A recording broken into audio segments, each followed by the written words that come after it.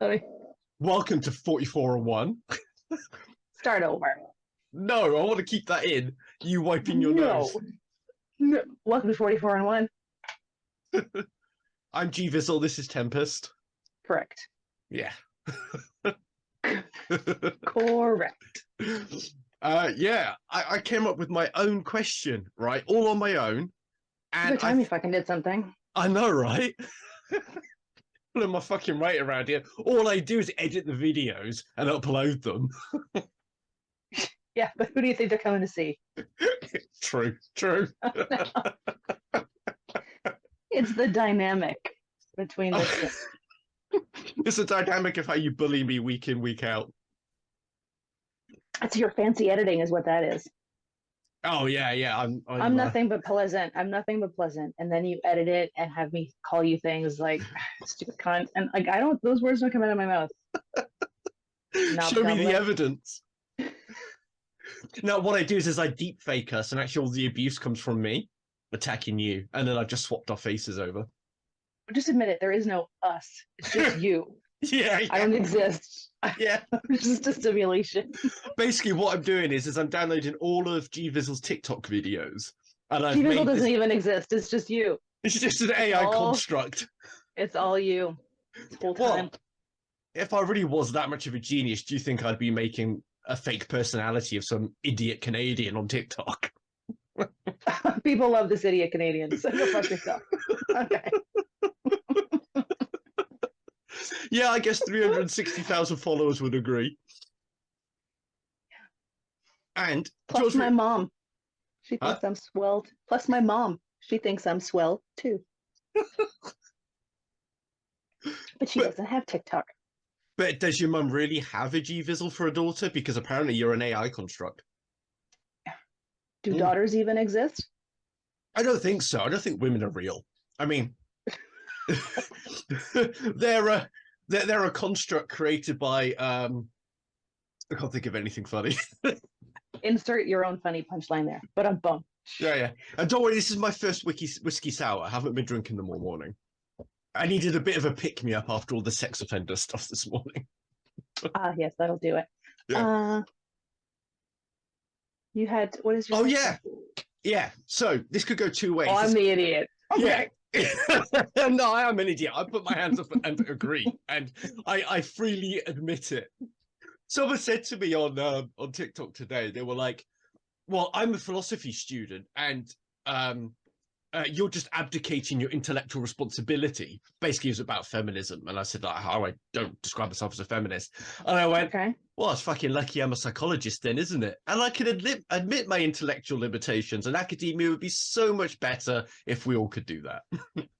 I think everything would be so much better if we could all do that. Not just academia. Everybody. Yeah. Let's admit, like, when we don't know something. So, my question... there's no shame in saying, I don't know. Yeah. And there's no shame in disagreeing. Yeah, and trying to figure it out. That's the biggest thing with people that I deal with. I know we're sidetracking your question, but it's probably a shit question anyway. So a lot of people I deal with, there's a lack of curiosity and a lot of ego. Yes. So they don't want to say, I don't know, because so they'd rather lie to you and be proven wrong than just say, I don't know, but I'll find out. But I think that's the important part is the I'll find out. Because some people are like, well, I don't know. Yeah. And then they just leave it at that. They're just fine not knowing. What's that life like? Being fine they're just happy in their ignorance. I think they're just future victims of a nefarious personality ready to take advantage of them. That's what's so scary about deepfake to me. Yeah. Like the same people who believe that like these Facebook cancer cures and there's no reputable personality backing them up. Mm-hmm. But then if you were able to deepfake a reputable person saying that shit, it would be the end of days. I'm actually looking into how to do it. I've downloaded the software and I've been reading some guides on how to do the deepfakes because I'm quite interested in it because when I see a deepfake, I can kind of tell on some level that like it's not real. And I'm pretty sure this must be a universal experience for people because we're quite good at detecting whether somebody's real or not. Like, and that's why AI and robotics is having such a hard time with it because of the whole uncanny valley. And I'm wondering at what point does it have to get to, like, for it to look real? So if somebody's a renowned personality and people know them really well, even if, like, you put their face on someone else, even their gait and body movements will be different. So people will unconsciously know. I don't know, because some people are really good at acting that out, right? Like you could, with enough practice, and you imagine if the intent is nefarious, there will be practice, there will be funds that are associated with it. So you would be able to get someone to sit and watch how someone walks and practice their walk. Like when we were talking about Clara and the son, right? Clara was an excellent imitator, which is why the mother chose her. And she was like, mimic her walk, mimic the way she talks. It could be done. Super easy. It could be done. Yeah, and I think because nobody could keep it up constantly. So I think the key is that they will do it in like short videos and short clips. Yeah. Where you don't get the chance to detect it. Or you could kind of like affect the quality of the image so that like you could just blame it on poor camera work or poor whatever. It's basically going to be an arms race between people's understanding of this technology and awareness of it and their ability to fake it. So I think that as we gain new knowledge, we've got to be good at disseminating that information, get the understanding out there so people know about it, and then they'll get better. And then you've got to do it both ways. That's adorable that you think that'll happen. It's working now. That's what I'm doing about sex offenders. Like my follow account after one video. But also take a look at everything we got COVID related, right? Like how quickly people did their own. Sex offenders is something that, unless you are a sex offender, you probably have very strong opinions against. So it's easy to get people on side.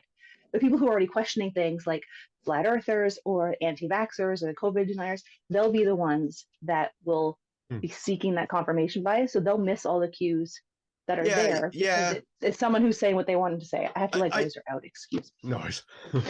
I'm just looking for a video because it's along the lines of what we were saying. I think it's quite a good video. So it's like an advert for deep fakes, and that one of the guys that uses the technology. It's a really good advert.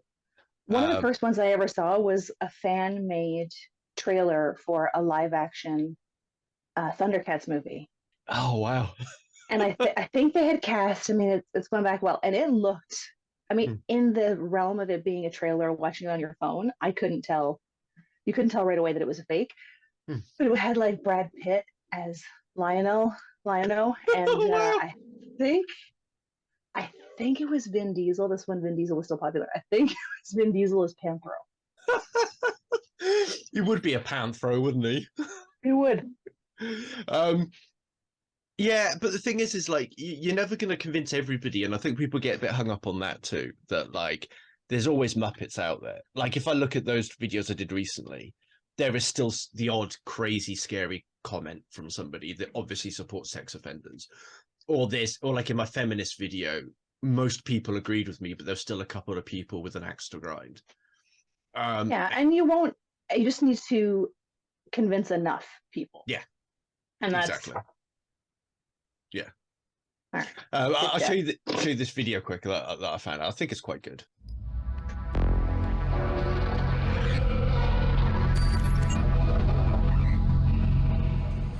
There's a lot of talk about fake news out there today, and not enough credit is coming my way. After all, I invented it. Take the Holodomor genocide, a man-made famine in the Ukraine in the 30s that killed millions. Well, guess which man made it? Denial, censorship, lies. And now, 2020, and no one knows anything about it. Good luck finding anything in the dictionary. Yes, I would say I did a pretty good job covering it up.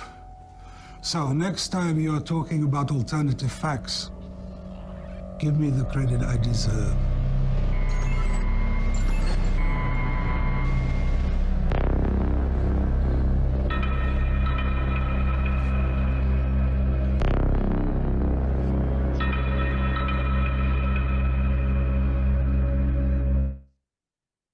So I thought that was quite cool.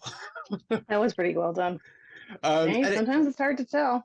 I only found out about the Holodomor actually from Ukrainian Canadian farmers whose families fled the Holodomor and ended up in Canada. And that's the only reason why I knew about it. So, they had a point. He was very good at hiding stuff. And that's what... I think everyone was good to some level at hiding stuff, but then it was easier to hide stuff back then because you didn't have someone with a camera in their hands 24/7. Yeah, It was just you, yeah, like it was just so much easier to be shady because you just had to get the right number of people telling the right story, and everybody would believe it. But now shadiness just has a different form now. About the whole like people did this when they didn't. It's like it's just shifted now, I think. Oh yeah. Yeah. It's the evolution of shadiness. Yeah. Shady fucks. Yeah, and I just think that the reason why the pandemic like brought out so much of that stuff is like I don't think a lot of us were prepared for it in any way, shape, or form, for how quick and how much things would change and how many malevolent groups were really out there ready to do that. We know now. We know what can happen. We now have the understanding. We should have known. I mean, we've been watching The Walking Dead for a long time, and and every season they meet some group that has done some like nefarious shit. Yeah. They had cannibals. They had so we knew. There've been enough movies. We thought we were better than that. Yeah.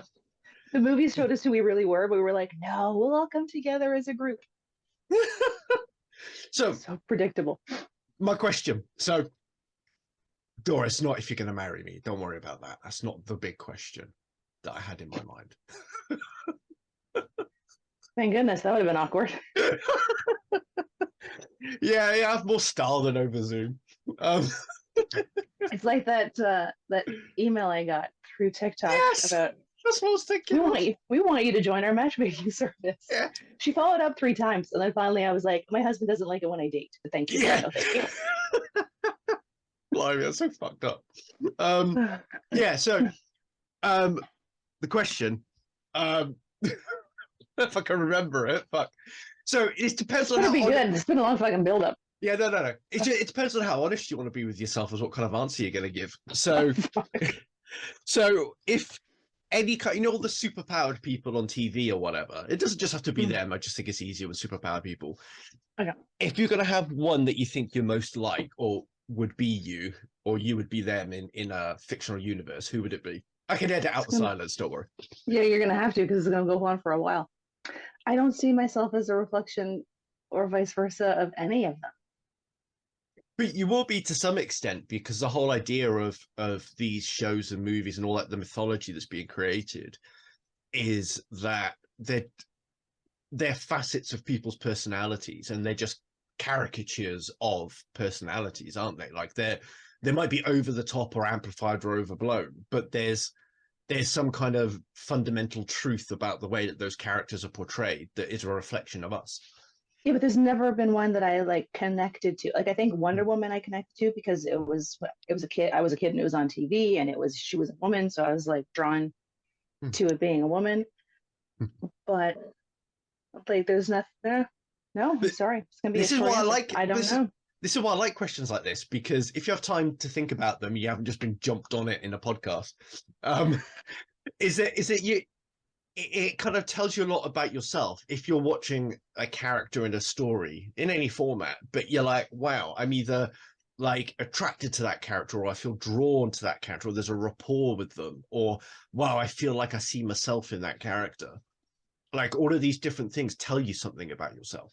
But I've never really experienced that. Like there's characters that I have watched, and like I don't like Fear the Walking Dead. I tried to watch it, but I just couldn't connect with family. I thought they were I don't know if it was how they were written, how they were acted, or just how they were, whatever, but I just didn't care for them. So I wanted the zombies to win, and then well, they were assholes. That's why I liked it.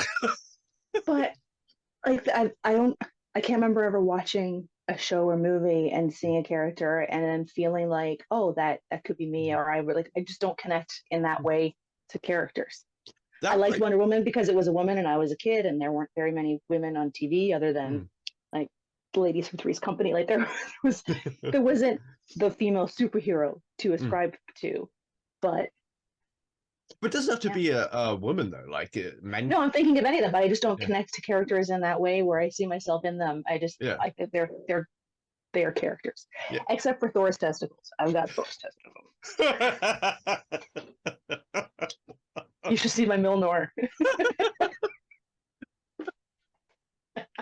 How does your husband feel about your Thor level testicles? Does he enjoy them? He's got a big he's got a big gauntlet.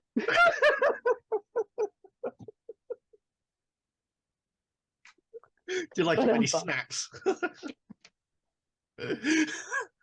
We used to have 4 dogs, but half of them.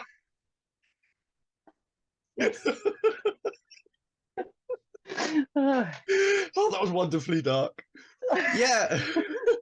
But I mean, that's interesting in itself, because not Thor's testicles, but that, like, because you do strike me as quite a person who's got quite an integrated personality. Like, the way you talk about your childhood and how you grew up and all that stuff, you've always seemed to have an idea of who you are as a person. You don't seem to have had a lot of the confusing identity things that a lot of teenagers go through. I mean, not all of them do. But you've always just seemed to have, like, no, I am me. This is GVizzle, and this is what I think of myself.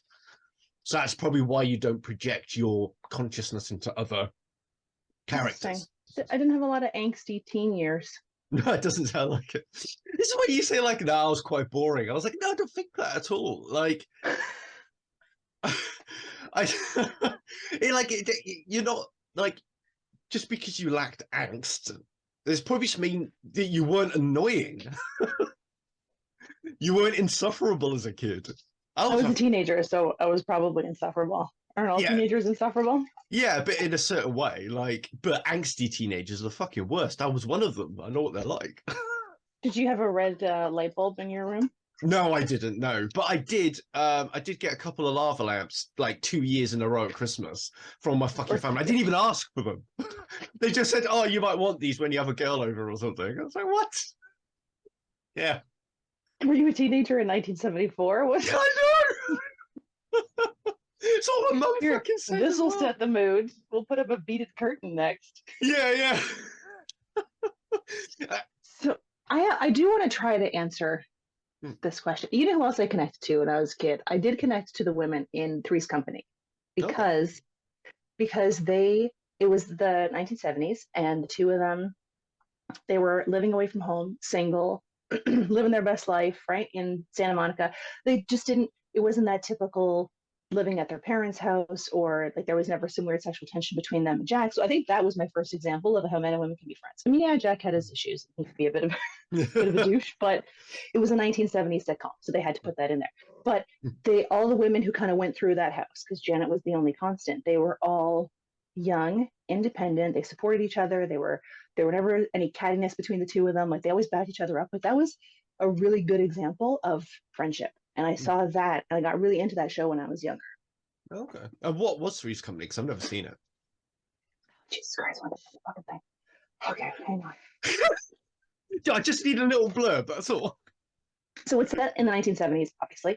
And so these two women have an apartment, and they are looking for a roommate. The roommate has just left. They're looking for a roommate. They wake up one morning after a party, and there is a guy sleeping in their bathtub. Hilarity ensues. He's looking for a place to live. They need a roommate. They want him to move in, even though they've only known each other for 8 minutes, because that's how the 70s worked. But to convince their landlords that he would be allowed to move in, because he didn't want men and women living together, they said that he was gay. So he had to, like, fake being gay throughout the entirety of the show. But then the three of them, like, there was not sexual tension, but he would kind of have some pervy jokes because it's the 70s and he's a man. It's 70s sitcom. But, like, yeah, it was such a good example of, like, friendship. That is just such a funny. Was it Canadian or American? American. Because sitcoms with you guys is just so different to British sitcoms. We had a similar sitcom at the same time called Rising Damp. Have you ever heard of that? No. It was set in the 70s, and it's about this weird, pervy, gross landlord, and he's renting out the other rooms in the building that he's got. And then so there's like a multiracial couple. There's a young lad, like a bachelor, and all that. And the landlord has a bit of a thing for the lass that lives with the African English guy.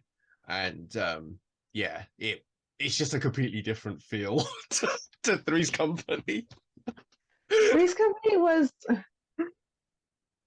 I don't know, like they struggled, they got through stuff. There was, the misunderstandings that all sitcoms are based on. There's a lot of yelling, but like they sorted it out. They were always friends. You guys had like Faulty Towers, and those are the shows I remember from British 70s shows. Oh yeah, yeah, 40 Towers was great. Do not mention Zivar.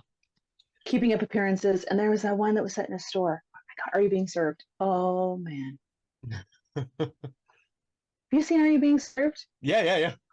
I want to be Mrs. Slocum. I want Mrs. Slocum's hair. Yeah. We'll have to put up a picture of Mrs. Slocum and some of her fantastic hairdos. Yeah. I want to be Mrs. Slocum. Yeah, those are all the shows my grandmother used to get me to watch as a little kid. I just want to confirm that who the couple were in Rising Damp, because I'm pretty sure it's a multiracial couple, which is obviously a big thing in the 70s. Philip is the character. He's played by Don Warrington. Is a second-generation British African from Croydon, although for all of the series he claims to be an African prince and the son of an African tribal chief. Philip lies about his primitive background, seen most obviously an ironic response to Rigsby's ignorant remarks, and Rigsby's the landlord, and sometimes result in moments when Rigsby's gullibility and desperation lead to his belief in some aspect of Philip's lore. For example, the love wood, which fails to excite Miss Jones. Philip is an intelligent, educated man. He is sophisticated and suave, and this makes Rigsby suspicious of him, particularly as Miss Jones openly fancies him. Okay, so they weren't an actual couple. It's that Miss Jones, another one of the tenants, is really attracted to Philip. And is Miss Jones the one that Rigsby is attracted to? Yeah. She's the one that he keeps perving on. 70s were a different time. Oh yes, they were. So, actually, if there was a superhero that I connected to, I think it would be The Greatest American Hero, because it was another show in the 70s or 80s, probably 80s, where he was just kind of like this bumbling hero. Like, it was a comedy more than anything else. So yeah, I think it was a shit show. It was a bit of a shit show. Yeah, I would be a shit show superhero. If I was able to fly every time I landed, I'd need a minute because I'm like, oh, my plantar fasciitis. I'm trying to think if there's any building. Yeah, I wonder if there's any, because I haven't seen that. So I wonder if there's any other superheroes I can think of that are like that. They're just a bit bumbling and maybe Mystery Men. Have you seen that? It's got Eddie Izzard in it. He plays one of the villains. So it's basically a bunch of people who pretend to be superheroes. So they dress up and everything and they fight crime. But it's basically a comedy film. You have like I can't remember what he calls himself, like the Raj or something. So he has like a fake English accent and a turban, and he throws cutlery at people.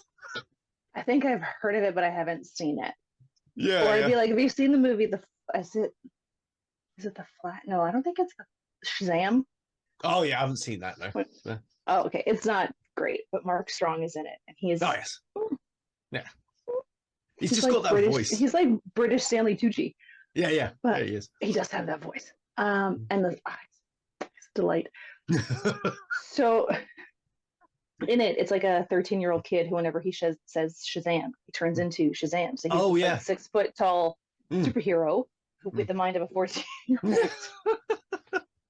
I can get behind that. Yeah, so you'd be Shazam. You'd be Shazam. Oh fuck. Who would you be? First of all, Mark Strong, right, is a bit ruined for me because I've got a game called Rome 2 Total War, and he does the voice of like the general in the battles when your men are fighting. But what a perfect voice for that. I know, but the archers, whenever they run out of ammunition, he constantly tells you, one of our units has run out of ammunition, and it gets so annoying. Yeah. Same fucking thing, and you get a bit sick of the poor man. Oh, have you Maybe seen... you shouldn't play games for so long. Maybe you need to take That's breaks. true. That's true. That is true. Maybe I should. When Mark Strong's voice starts to annoy you, it's time for a nap. I think you're right. I think I should just go get a life. I think you could buy one now. Probably. And there's a good film that he's in, Mark Strong, with James McAvoy, one of my favorite actors. The Punch. I recommend that. I'm not seeing that. Yeah, I recommend it. He has made some not amazing choices. Like Green Lantern was not a great movie. Yeah. Shazam was not a great movie. Yeah. But I mean, everybody's made some shitty choices. So Yeah, totally. who would you be? Yeah, so this came to me, this question, because I was watching some fan videos of The Boys the other day, and music videos and that, and I was thinking, fuck, I identify with Soldier Boy too much. not in his hands, not in his handsome rugged way or anything. He is obviously, but how attractive. Jesus Christ. He's the reason I started watching Supernatural. Yeah, 15 years later, I was still watching it. Yeah. I think his voice is like on the level of Stanley Tucci and Mark Strong. Like, it is. Yeah, it's got that nice raspiness. Yeah. Like, yeah. Anyway, so.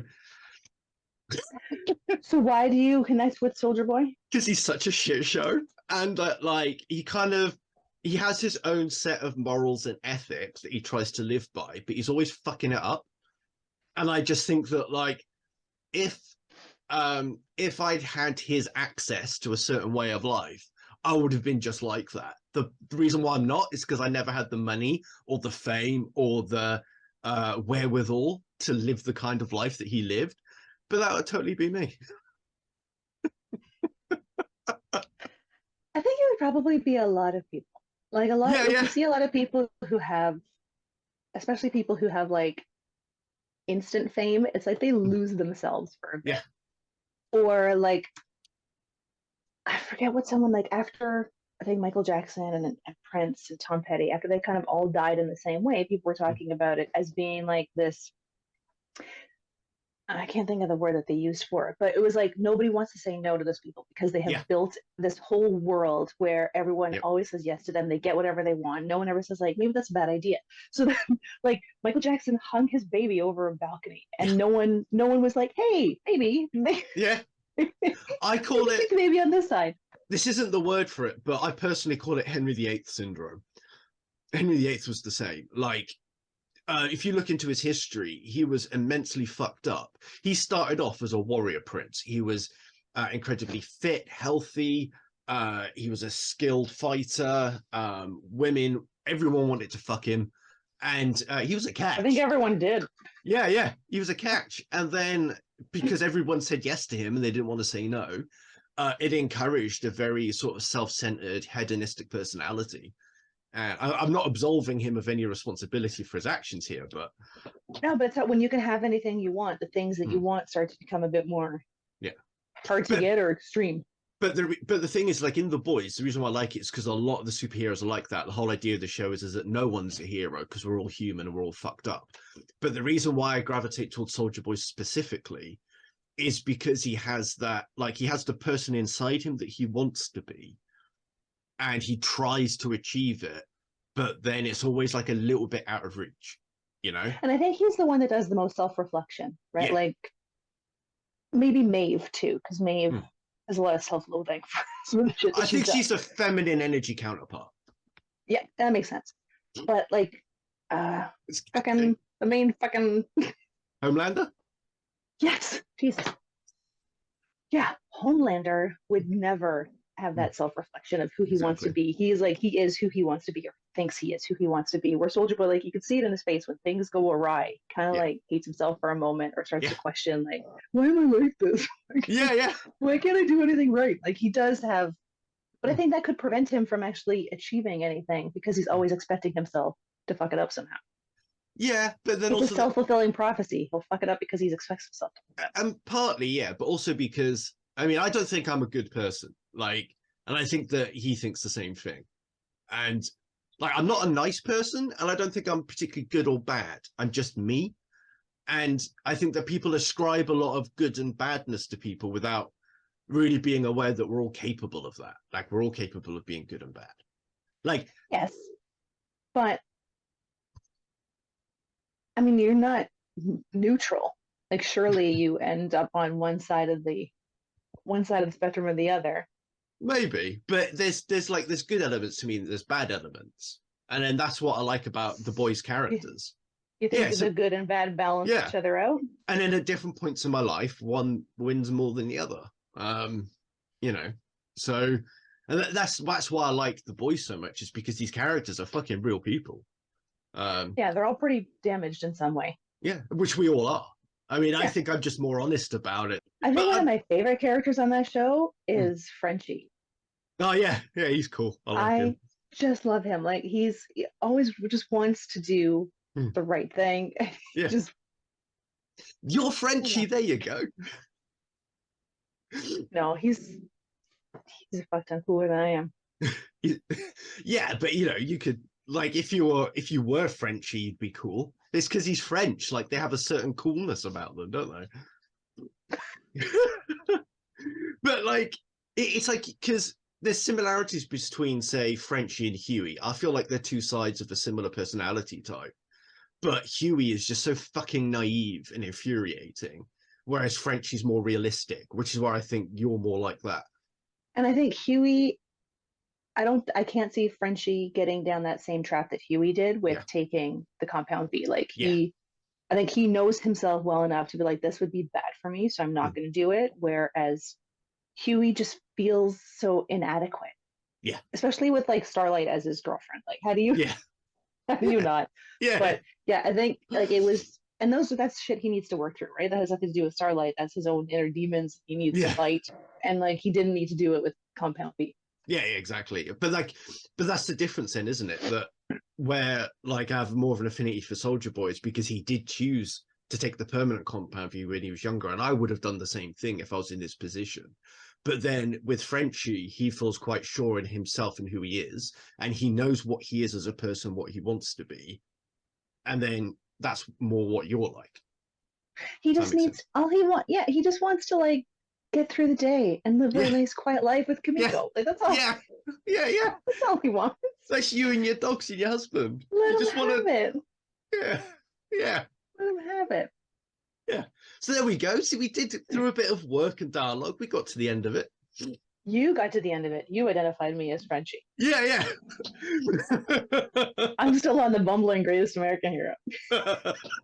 Are you looking for fun new glasses that won't break the bank? Go to zlul.com. They have daily flash sales.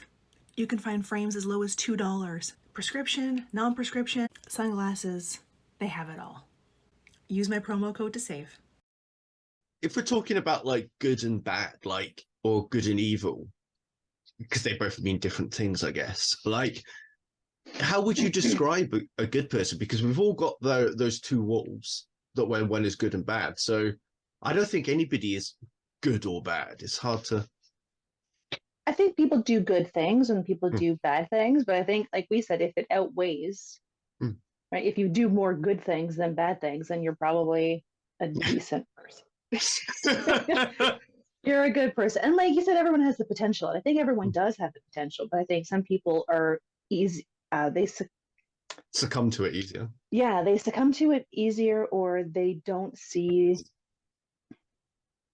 I think a lot of people are really selfish and they don't see outside themselves to see what the impacts of things, of their behaviors will be to other people. And I would say like a good person would consider the impacts to others and maybe make the harder choices that don't benefit them in the end if it means it's going to benefit somebody else or it's not going to hurt somebody else. So I think it's like the whole good and bad thing. We all do good things, we all do bad things because everybody pushed to the limit. People don't know what they would be willing to do.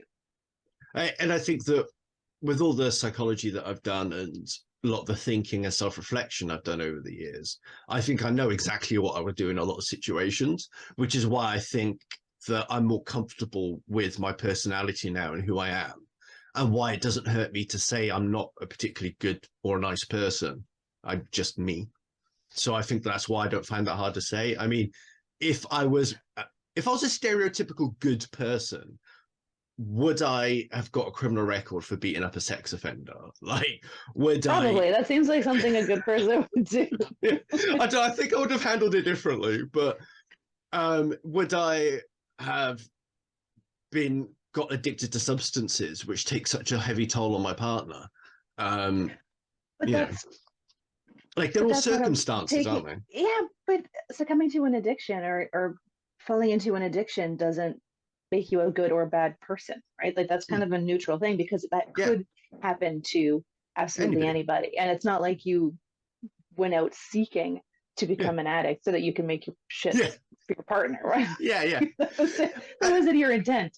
Yeah, and I think that's kind of like what that kind of explains it quite well what I'm getting at, I guess, is that the like I am capable of a violent act against another human being. I know that. I am capable of getting addicted to substances or misusing them. I'm capable of hurting other people. And Yeah, everybody is. That's what, yeah, it's exactly what I'm saying. So this is why I don't, when people talk about, are they a good person or a bad person, you can't really ever answer that. And I think that more people need to do more work at a younger age to accept that they're capable of these things so that then they won't actually do them. Well, so then would the appropriate answer to that be, well, they've done more good things than bad?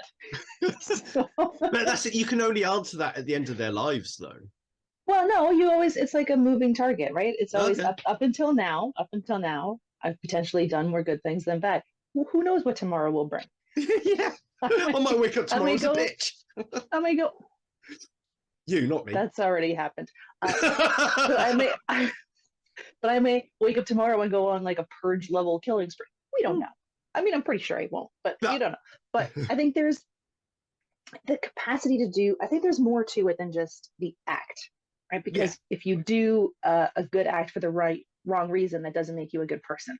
And if you do a bad thing for right reasons, right? Like all the reasons in the end, or if you do something bad and then you have remorse over that, and then it changes how it informs how you move forward, and then that becomes the basis of good works that you do later. So it's not one isolated incident.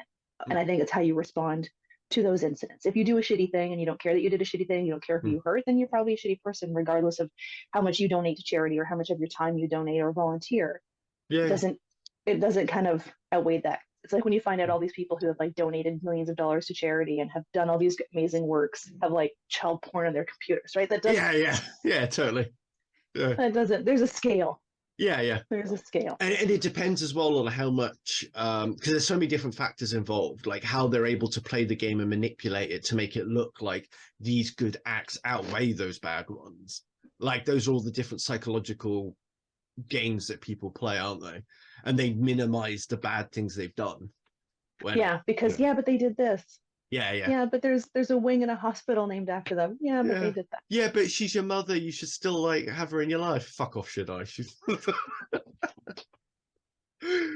No, that's the one that I never got. Like people find this whole like, oh, it's your mother. Well, then, like that doesn't biologically. There's a connection. Yeah. That doesn't mean that earns her a place in my life forever. Yeah. I mean, not my mom. My mom's amazing. But... Oh yeah, your mom's fucking awesome. With the cutest puppy in the world. I know. That puppy is a fucking menace. I took over a baby gate yesterday because my mom wanted to like leave a door open, but have her. Mom needs a break, right? Like she can't be constantly following around a 3-pound dog. So she bought this baby gate, and then we were gonna like take a picture of her behind the baby gate. But by the time I had like lifted my camera, she was already escaped. Like she climbed over. Oh, calls me yesterday. She was, I was emptying the dishwasher. I turned around for a second. When I turned back, she was in the dishwasher. Oh my god! She just climbed in. Oh yeah, and my mom has like a bottom pull-out freezer. So when I was over there yesterday, as soon as my mom pulls it out, she walks in behind the freezer. We're like, don't close the freezer. She gets into everything, but she climbed me. Yeah. That was hilarious. Jumped up, climbed me. I had her tongue in my nostrils, and then she climbed on top of my head. I had to grab her because she wanted to like jump off the back of my head to the kitchen island. She's a lot. Leading to going to my mom's house, my friend and I were talking the day before about like getting a puppy, and I was like, oh, I know, like it'd be nice to give an older dog a good last few years, but like a puppy, you get to see a puppy grow, and there's like I was still firmly on team puppy until 20 minutes after I got to my mom's house. So that's like, oh fuck puppies. Fuck puppies. They are a handful, man. Oh my god. And then when I got home, Zool, Did she smell her? She was, usually when I come home from my mom's, I smell like Maggie, and she's met Maggie. She has not met this Molly bitch. So I get home smelling like 2 dogs, and one of them she doesn't know. Oh no. She was not impressed with me. It's equivalent of looking at your shirt collar for lipstick. That's exactly it. Yeah. And it was like 2 weeks in a row because the last time I went over there, my brother brought his dog over, and Zool's not met his dog, so I got home smelling like even more strange. 2 weeks in a row. You're a hussy. One day I'm gonna get home and Zool will have packed a bag for me and left it on the porch. Yeah, yeah. Just like somebody. Or she'd be throwing your stuff out the window. Yeah, she would totally do it. And Gozer would be bringing it back. Like, no, it's okay. She came home to us. It's okay. Yeah, yeah. But why have hamburger when you can have steak at home, Mum? They are steak. They are. They are. Animals are great. I just can't imagine what their minds go through, you know, when they do smell like these other animals. Like, I was going for a walk yesterday, and this guy was just walking his dog, and then his dog just took a deep interest in me because he could smell my cats. And the bloke was like, I'm so sorry. And I was like, no, dude, it's fine. They can just smell my cats. It's okay. When dogs take a deep interest in me, like if I'm walking without a dog by myself and like, you know, you can see a dog wants to say hi. I'm like trying to will their parent, their pet parent, to be like, let me say hi to your dog. Yeah. See, most of the dog walkers around here are pretty good, but there's a couple that just, they don't know how to look after their animals. Then they shouldn't be dog walkers. No. But I can't remember if I spoke about it on the podcast, but I know I texted you about it. I sent you a very angry voice message about it, actually. You did. Yeah, a fucking 2 cockapoos running in the middle of the main high street, just in the road. And their dog walker was a quarter of a mile away down the road. And Why would the dog walker have them off leash? Yeah. There was, there's a bit of a problem in our country with like, you know, you get trends in certain crimes. And one of the ones that's happening at the moment, it's mainly down south, I think. But if you're walking certain breeds of dogs, thieves will beat you up and take your dog. Holy shit. Yeah, yeah. And there was an elderly guy. He was like in his early 70s, I think. But they sort of pushed him over and beat him up and then stole his lovely dog. It's heartbreaking. Yeah. I would go on a John Wick level vendetta. Yeah. That's a movie I connect with. I would be John Wick. I mean, Yeah, not yeah. the whole like shady past, but if someone even looks at my dog too hard, I want to get in their face. Yeah, yeah. There was a good film actually, Michael Caine. Ah, fuck, I can't remember what it's called. But he plays like an older guy, and he used to be in the British Army years, like decades before. And then there's like these new, like horrible gang of like criminals on his estate, and they, I think they kill his mate or beat him up or something. And he takes he John Wicks them, but in old geezer British style. I love Michael Caine too. There was one. What's it called? It has Sylvester Stallone in it. I think it was a Netflix, and it was like him, and I think it was like him and his brother were superheroes. They had this like superpowers, but they like one went good and one went dark. Oh, and then this kid is now convinced that Sylvester Stallone is one of them. Like one of them's dead. He's convinced that it's him, and it's kind of like their story. It's actually a really, really good movie. I forget what it's called though. There's another film like that called Chronicle. Have you seen that? Mm-mm. Oh, it's a similar thing. So like there's these 4 young lads, and they've come across like an old ancient artifact in a cave in the woods somewhere, and then it lets out a pulse or does something, and then they develop superpowers. And they find that if they practice them and develop them, and then 3 of them stay good. One of them, played by Dane DeHaan, he's an amazing actor in this, and he kind of goes off the deep end. The name doesn't sound familiar. I gotta write that down too. Oh, it's so fucking good. Should just keep my pen out. What color am I gonna choose this time? Green. That's my favorite color. Is it? Yeah, yeah. Any particular shade of green or just all the greens? Mainly dark green, I think. Yeah. What's your favorite color? Purple. No, actually, I don't really care for purple. If I It's strange because when I look at purple, like I wouldn't like I have my purple rain hoodie, but I mean, and buy a purple hoodie. I bought a purple rain hoodie that just happened to be purple, right? Yeah. And I feel like it's weird. I was one of those.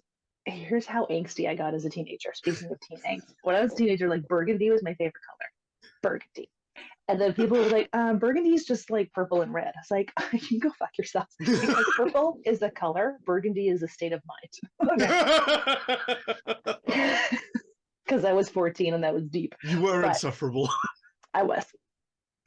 Everybody was. That's your job as a teenager. But yeah, like if I owned purple, it's by accident. I wouldn't decorate with purple. Like I wouldn't have purple in my house to wear. I'm like the blacks and grays mostly. Yeah. I like orange a lot. I like orange too. Yeah. Yeah.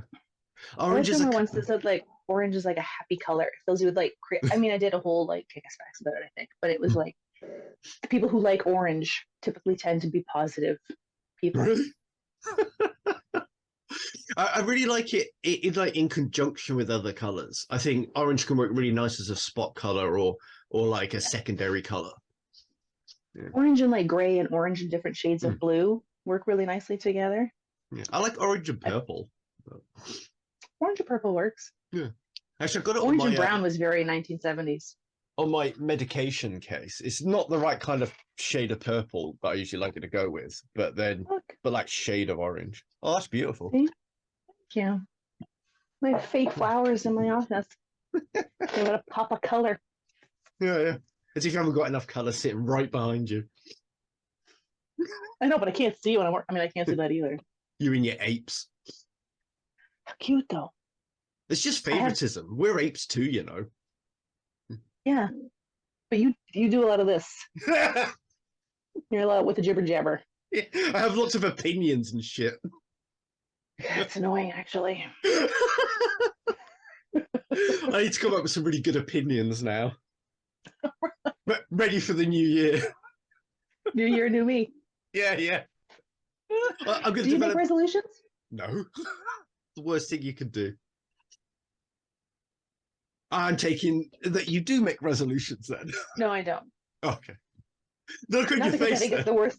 No, not because I think it's the worst thing you can do. That's quite dramatic. It is, yeah, deliberately. But it's a very dramatic sentence, but no, I don't think it's the worst thing. No, I think there are a lot of things that are worse than choosing to make New Year's resolutions. You know, just a lot, not like mail fraud. Because what if that's my resolution? Then you're doubly fucked, aren't you? I'm gonna come up with a new scam. So the new scam, brushing scam. We've been hit with the brushing scam twice. Oh wow! So my husband's credit card got compromised. Yeah. And on it there was like 2 charges totaling $360 to something called Booksy. So we didn't look it up. We just thought Booksy. It sounded like an online betting thing. Called our credit card company and we're like, all of these charges are not us. So they canceled the card, sent us a new card. Everything was fine. And then like 3 weeks later, we get these 3 small packages in the mail from Booksy. I was like, the fuck is this? Like we didn't order anything, but I was like, oh, free shit is free shit. So we open it up and they're all French. Like one is like a tiny little French children's book. And then the other 2 were the same. They were these little wooden plaques that had like a French something on them. And then when we looked up Booksy, it's like this like one office over a store. It doesn't really have a location, but it's part of this brushing scam where they send you free stuff. And then to your they had my husband's name on it, our address, obviously, sent us the free stuff, and then they fake their reviews online to make it look like a verified purchase. But I was very confused with the connection because they actually like charged our credit card for $360 and then sent us these 3 things. Because the next one that I got, that one was to my husband. I got one in the mail that was like these 2 bronze brass keys that are ornaments. And then it was the same thing. It was another part of another brushing scam, but like there was nothing compromised on my credit card. They just like sent out the stuff. So somewhere on Amazon, there is a review, a glowing review from GVizzle that says these brass keys are amazing ornaments. Yeah. You're like, what do I do with them? How do I ornament them somewhere? At least send me good stuff, right? Like, because even the like, I forget who it is, like, police will tell you like, just keep the stuff. You don't have to do anything. Like they sent you free stuff, just keep the stuff. So there's no guilt involved in keeping it, but they're sending us crap. Yeah. So what happens then? Because I've never had this happen to me. So when your husband's card got charged with all that money, what happens then? Like, can you cancel it or what? Do you get your money back? So yeah, they remove all the charges on the credit. It's actually happened a couple of times with my husband. I've never had it happen on mine, but my husband has. Where so twice it's happened. Both times they caught it. So like my husband went to make a purchase and he said the card was declined. So I go like we call to find out why the card is declined, and they're like, "Oh, you have all these." Oh no, he received an email. Actually received an email that said your card last 4 digits this has been compromised, and he thought it was like a phishing email. He thought it was a scam until he saw the last 4 digits and he was like, that looks familiar. So so then he checked and like so we called, and then they went back through like the recent purchases, and I think that time it was like a total of like $1,200 they gotten from the card. So they reverse all of the charges, cancel everything, cancel the card, and then send us a new one. And then we go through the process of like updating all our passwords. The first time it happened, I think it was like $4 or $5 grand they had charged to the credit card. Yeah, like the purchase that tipped off the fraud people was I think like $1,000 or $1,100 at the Apple Store. When that purchase was made, they were like, "Oh, okay, this is unusual."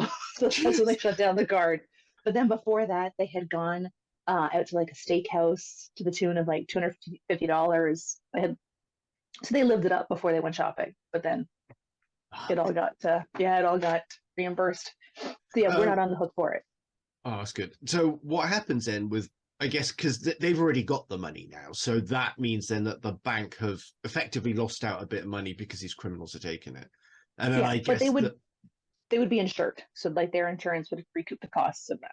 Yeah, but I imagine though that like because the criminals are going to try and claim this as a victimless crime. That's one of their defenses, but it's not, because it means that everybody in society, all of our insurance costs go up for things like theft, and the bank then they have a legit reason for then like lowering our interest rates and doing all sorts of other shit fuckery. Yeah, I mean, the only thing that a lot of people who talk about the victimless crime think like, oh, it's coming from a bank. They measure their profits in billions. So who cares if the bank loses? But when the bank loses, everybody does, because then your service fees go up and like all those other things trickle down eventually. It's not like the bank is going to be like, you got us. Let's. Fuck. Yeah, because essentially they're just like, if you're a business, you're just looking for an excuse that you can legitimately raise your prices and gouge people more. I mean, it's just business, right? Even though make money, shenanigans and shit fuckery, and I don't agree with them doing it, but it gives these criminals to give them a reason. And it's but I think a lot of businesses get away with shady shit because the general public don't know any better. Like, I don't know if this is still the case. It probably is, but like when they way back with Interact purchases, like debit purchases, a lot of retailers would charge you like 25 cents for using the debit machine. And that's illegal because using debit is tantamount to using cash. So they're not allowed, they wouldn't charge you a service fee for using cash, but they would charge you a service fee for using the machine to recoup the cost that they're paying for using the machine. But if the average person doesn't know that it's illegal for them to be charging you a 10, 15, whatever cent service fee, then these like even the store owners continue to do it. Yeah. This is why like the biggest change we can make in educating kids is having a civics lesson and explaining these things to children. Like people need to know when they're getting fucked. Yeah, and I think one of the things that we don't teach children enough is to like question things. Yeah.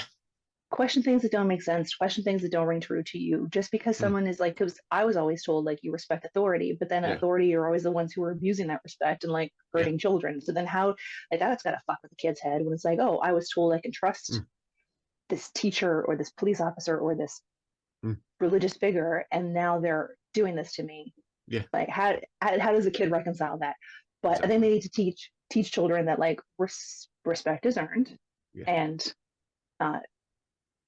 question shit that doesn't feel right to you, and like all of those other lessons that because you try to teach them when it's too late. You try to teach them as teenagers to start questioning things, and it's like, well, you've already fucked them by then. Yeah, exactly. Literally sometimes. Teach them teach them how to question and speak up for themselves when they're young, because then they'll be able to do it seamlessly when they get older. trying to unlearn all that stuff is difficult. Yeah, because questioning people isn't disrespect. It's asking for validation and an explanation, which people owe other people. Exactly. Yeah. And I think this is one of the biggest problems that I think I have on TikTok with communicating with people, is that there's like different types of people that reply to comments. You get the people that don't reply because they're too scared of asking a question, because they don't want to disrespect the authority, or they don't want to feel like they're challenging somebody. Then you get people who ask the question respectfully, but then they feel guilty about doing that, and they're saying, I'm sorry for asking this, and I don't mean this badly, and all that. And they feel like they need to do caveats because they don't want to get taken the wrong way. And then you get people that ask the question properly, and they do it like just succinctly and easily, and then you can answer it. And then you get these other people who are just cunts about it, and they just do it adversarially. That they don't ask a question, they shout a statement at you. It's not good faith. No, exactly. Like, yeah. And I've honestly, there have been times where I will put in a question, like, this is a sincere question, because coming across on text, you never know, right? Like, depending on how the person is receiving that, they may receive it as a sincere question, or they may receive it as sarcasm. And I don't know how they're going to receive it, so I will just blanket. Yeah. This is actually, I'm not being facetious. Yeah, yeah. Sincere. And the problem is that though the cunts on the end that are being adversarial, not asking them in good faith, or just shouting their opinions at you and don't want an answer because they just think you're wrong, it's because of them that these other people feel they need to add caveats. And because they'll be like, that's also the type of person who scrolls then through the comments attacking other people. Yeah. I had some. Like, there have been times where I've gone into comments on one of my video, and like I see the same name coming up consistently, and it's like it usually starts with them making like 6 messages to me telling me what a cunt I am, and then they'll go into the comments and just blast everybody else, and then this one person's responsible for like 300 comments because they just couldn't fucking disagree and keep scrolling. Yeah, exactly. Yeah, I had to block a prick like that yesterday, and he was just harassing everyone in the comment section. And then, well, that person I recently blocked because like she was this big anti-racist champion, and then started spouting racist shit. Yeah. Oh, I reported one of their comments, and it got upheld. Like they said, yeah, this is racism, and then blocked it. Oh wow, that's unusual. Yeah, I forgot to tell you. Yeah, isn't that amazing? It actually worked. I have reported quite a few things, and they come back with no violations. It's like, really, this man saying you should be allowed to hit women is not a violation? Yeah. Okay. Well, it's not saying he should hit you. That's fair. Yeah, it is nutty, isn't it? They're like, and it's also the very black and white, which we've talked about before. Like, if you make a comment that says "I like pizza," then people are like, "Well, burgers are good too." It's like, yeah. You can like both, but I can have an opinion. Yeah, why aren't you talking about burgers on your content, which is about pizzas exclusively? Why aren't you talking about burgers on here? It's always those people that you go to their page and they have no videos. Yeah. It's like the men who derail conversations on women's videos when women are talking about sexual assault, and they're like, well, men are sexual assaulted too. It's like, yeah, but I'm not going to talk about that on my page because I'm a woman. Yeah. If you want to talk about it so badly, make your own fucking videos. Well, it. That's what was so crazy about this bloke yesterday, was that my video was about sex offenders, and then these are the excuses they come up with. And he took issue, literally his only problem was that the 20-year-old table that was taken from an old article from 2002, so it's 20 years ago, that it only ever spoke about sex offences against girls in the explanations.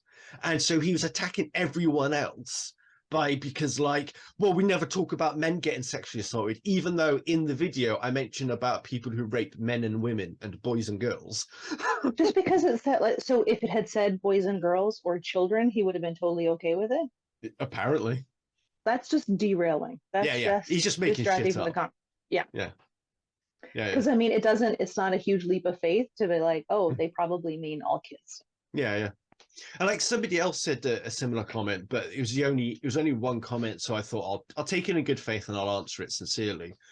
But it, like I said to him, that this is, if you looked at the video, the tables from 2002 is still true today, but things are different now. And also, because sex offences against girls and women is more prevalent, it's just easier to keep for brevity and clarity that in a small table, it's easier just to deliver it like that.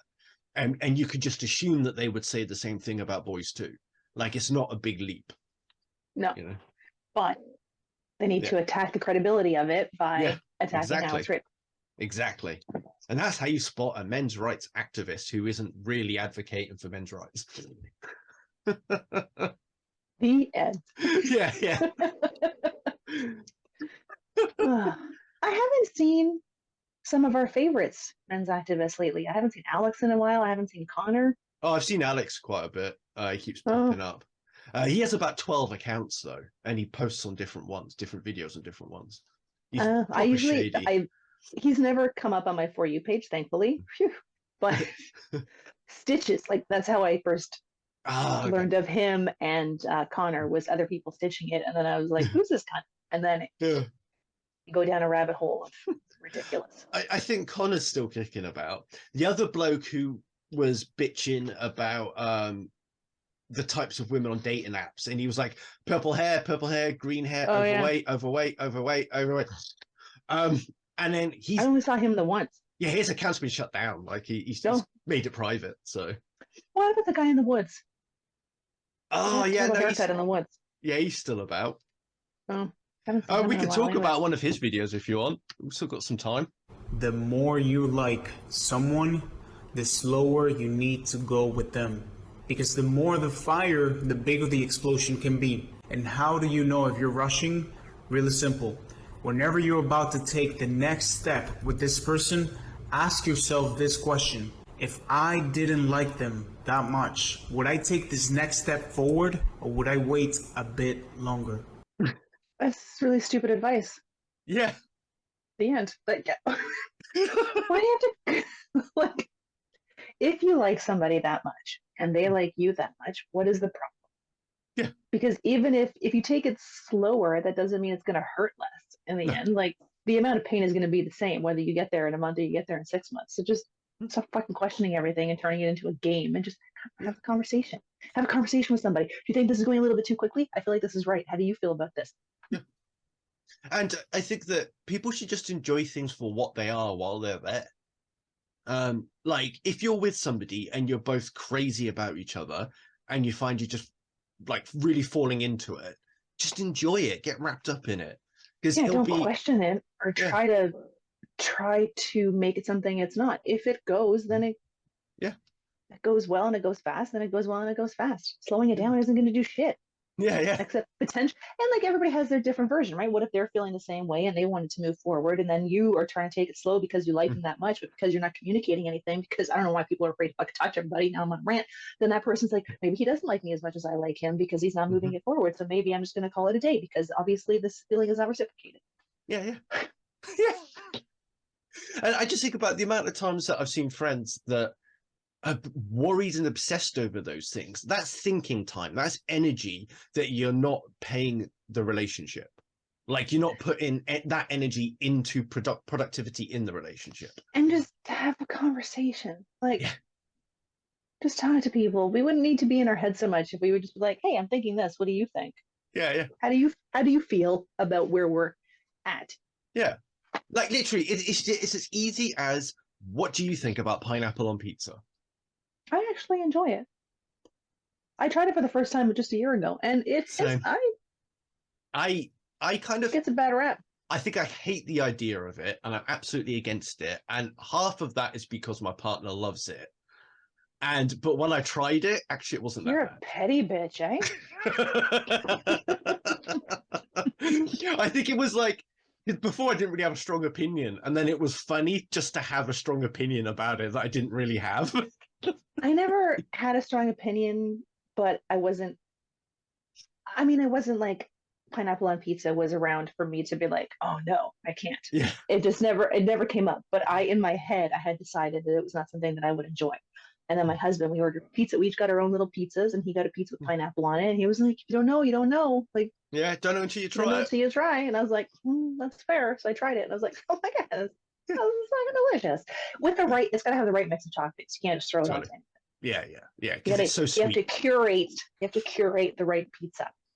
And that kind of just sums up relationships, doesn't it? That the right thing in the right context at the right time and with the right amount of dosage, it's good. It works. Oh, what a beautiful. I know. I am.